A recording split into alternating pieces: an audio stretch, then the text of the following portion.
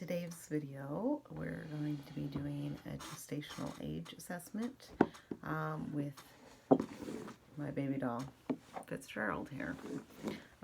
So this baby is quite large, so looking at him, we can assume that he is term.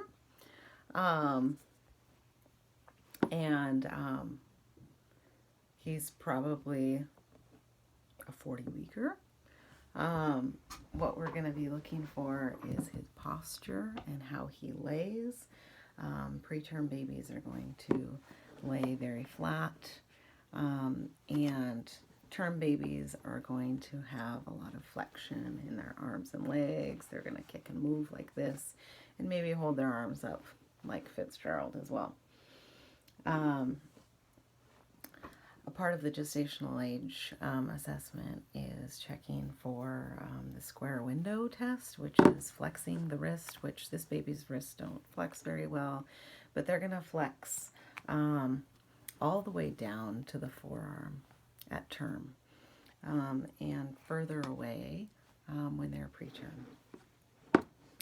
Another test that we'll do is for arm recoil. So we hold the baby's arms out and then see if they flex back. This baby naturally does it. He just knows that he's term. And they flex back right away, whereas a preterm infant is just going to lie flat. When you hold its arms down, it's going to stay down. The next part of the assessment is the popliteal angle, which we test by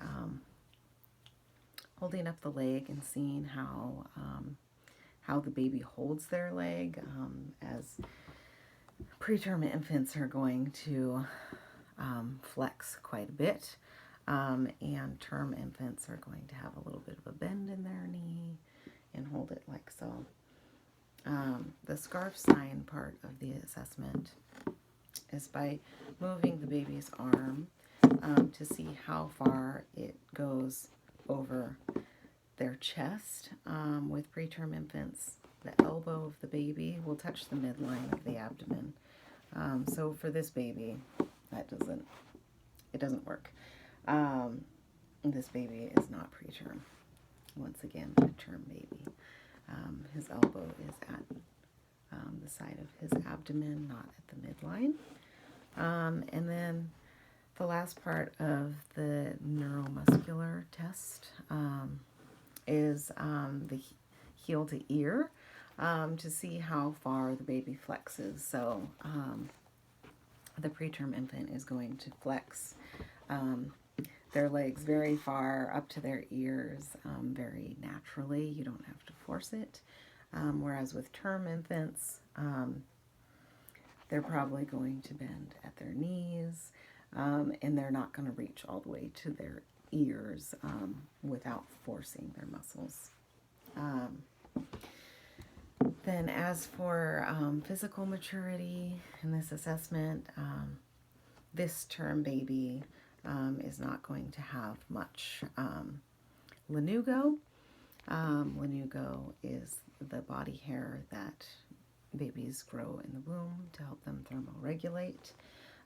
So he'll probably be mostly bald on his skin, and it could be kind of leathery and wrinkled because he is term or post-term. Preterm babies are going to have transparent skin that you can almost see through with a flashlight. Post-term babies are going to have cracking and peeling skin because they probably won't be born with much vernix on their skin. And then this term baby is going to have creases over the entire sole of the foot, which we can see here. Which babies who are just before term might have creases 2/3 of the way. Then another thing that we're going to look for in this physical maturity test is the areolas and the breast buds, and seeing how developed those are. the preterm infant isn't going to have raised breast buds, whereas the term infant will. Anywhere, usually 5 millimeters is typical for what we see up until 42 weeks, since we can't go past that. We're also going to look at the baby's ear and seeing how it's formed. A preterm baby's pinna is going to be flat against their head. The ear is going to have some good recoil, whereas a post-term infant, the cartilage might be really stiff, and you'll bend it forward and it doesn't quite snap back quite as readily because it's very firm. And then the last thing we're going to look at are the genitals of the baby. And